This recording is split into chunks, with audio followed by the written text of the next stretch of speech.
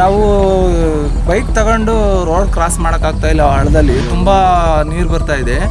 ಮತ್ತು ಈ ಚಾನಲ್ ನೀರು ಮತ್ತು ಮಳೆ ನೀರು ಎರಡು ಮಿಕ್ಸ್ ಆದರೆ ಶಾಲಾ ಕಾಲೇಜ್ಗೆ ಹೋಗ್ತಕ್ಕಂಥ ಮಕ್ಳುಗಳಿಗೆ ತುಂಬ ತೊಂದರೆ ಆಗ್ತಾ ಇದೆ.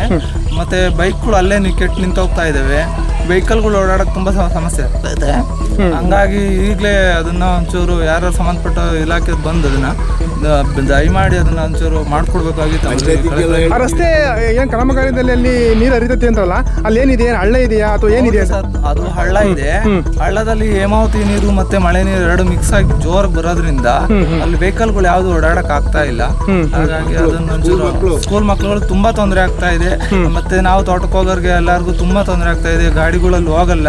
ಅಂದ್ರೆ ಈ ಒಂದು ಸಮಸ್ಯೆ ನೀವು ಹಲವಾರು ವರ್ಷಗಳಿಂದ ಅನುಭವಿಸ್ತಾ ಇದ್ದೀರಾ? ಹೌದು ಸರ್. ತುಂಬಾ ನಾವು ಮಾನ್ಯ ಶಾಸಕರಾದಂತ ಶ್ರೀನಿವಾಸ್ ಅವ್ರ ಹತ್ರನು ಇದು ಮಾಡ್ಕೊಂಡಿದ್ದು, ಅವರು ಏನು ರೆಸ್ಪಾನ್ಸ್ ಮಾಡಿಲ್ಲ. ಸೊ ಹಾಗಾಗಿ ಪಂಚಾಯತ್ ಕಡೆಯಿಂದನೂ ಇದು ಮಾಡ್ದು, ಅವ್ರು ಯಾರು ತಲೆ ಕೆಡಿಸ್ಕೊಂಡಿಲ್ಲ. ಹಾಗಾಗಿ ಒಂಚೂರು ಏನಾದ್ರು ಮಾಡಿಕೊಟ್ರೆ ಒಂದು ಅನುಕೂಲ ಆಗುತ್ತೆ. ಜನಪ್ರತಿನಿಧಿಗಳು ಯಾರು ಬಂದು ಇಲ್ಲಿ ನಿಮಗೆ ಸಮಸ್ಯೆಯನ್ನು ಆಲಿಸಿದಾರ, ಕೇಳಿದಾರ ವಿಚಾರವಾಗಿ ಏನಾದ್ರು? ಯಾರು ಆಲ್ಸಲ್ಲ ಸರ್. ಎಲೆಕ್ಷನ್ ಟೈಮಲ್ಲಿ ಬರ್ತಾರೆ, ಅವ್ರ ಕೆಲಸ ಮುಗಿಸ್ಕೊಂತಾರೆ, ಹೋಗ್ತಾರೆ. ಅಧಿಕಾರಿಗಳು ಯಾರು ಬಂದಿದ್ದು ಕೇಳಿದಾರ? ಅಧಿಕಾರಿಗಳು ಯಾರು ಬರ್ತಾರೆ ಸರ್ ಇವಾಗ? ಇಲ್ಲಿ ಎಲ್ಲ ಯಾರು ಬರೋದಿಲ್ಲ.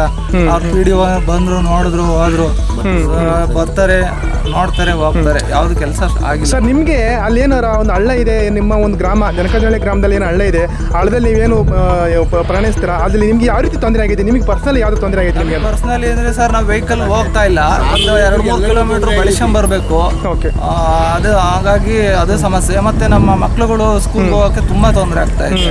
ಮತ್ತೆ ಯಾರು ಬೀಳೋದು ಅಲ್ಲಿ ಏನಾದ್ರು ಆತರ ಆಗಿದೆ ಏನಾದ್ರು? ಸುಮಾರು ವೆಹಿಕಲ್ಗಳು ಕೆಟ್ಟು ನಿಲ್ತಾ ಇದಾವೆ ಸರ್. ಯಾಕೆಂದ್ರೆ ಗಾಡಿ ಅದ್ರೊಳಗಡೆ ಹೋಗ್ತದೆ, ನೀರು ಒಳಗಡೆ ಹೋಗ್ಬಿಟ್ಟು ಗಾಡಿ ಒಳಗಡೆ ಅದಲ್ಲೇ ಗಾಡಿ ಸ್ಟ್ರಕ್ ಆಗಿ ಹಂಗೆ ನಿಂತ್ಕೊಳತ್ತೆ.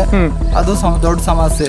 ಈಗ ನೀವು ಸರ್ಕಾರ ಮುಂದೆ ಯಾವ ಒಂದು ಕ್ರಮ ಜರುಗಿಸಬೇಕು, ಏನಾಗಬೇಕು ಅಂತ ಬಯಸ್ತೀರಿ ನೀವು? ಸರ್, ಅಲ್ಲಿ ನಮಗೊಂದು ಸೇತುವೆ ಮಾಡ್ಕೊಡ್ಬೇಕು. ಹಾಗಾಗಿ ಅದನ್ನ ನಾವೊಂದು ಮನವಿ ಮಾಡ್ಕೊಂತ ಇದೀವಿ. ದಯಮಾಡಿ ಇದನ್ನ ಒಂದು ಮಾಡ್ಕೊಟ್ರೆ ತುಂಬಾ ಅನುಕೂಲ ಆಗುತ್ತೆ. ತುಂಬಾ ತೊಂದರೆ ಆಗ್ತಾ ಐತೆ. ಆಮೇಲೆ ಮಕ್ಕಳುಗಳು ಸ್ಕೂಲ್ಗೆ ಹೋಗ್ಬೇಕಾದ್ರೆ ಶೂಸ್ ಹಾಕೊಂಡು ಹೋಗ್ತಾರೆ, ಅಲ್ಲಿ ಬಿಚ್ಚಬೇಕು, ತಿರ್ಗಾ ಹಾಕಿಬೇಕು. ಆಮೇಲೆ ಕೊಚ್ಕೊಂಡು ಹೋಗ್ತವೆ. ನೀರು ಜಾಸ್ತಿ ಬಂದಾಗ, ಮಳೆ ಬಂದಾಗ ಸಿಕ್ಕಾಬಟ್ಟೆ ಕೊಚ್ಕೊಂಡು ಹೋಗ್ತವೆ. ಅದರಿಂದ ಸ್ಕೂಲ್ ಮಕ್ಳಿಗೆ, ನಮಗಿಂತಲೂ ಹೆಚ್ಚಿಗೆ ಸ್ಕೂಲ್ ಮಕ್ಳಿಗೆ ತೊಂದರೆ ಆಗ್ತಾ ಐತೆ.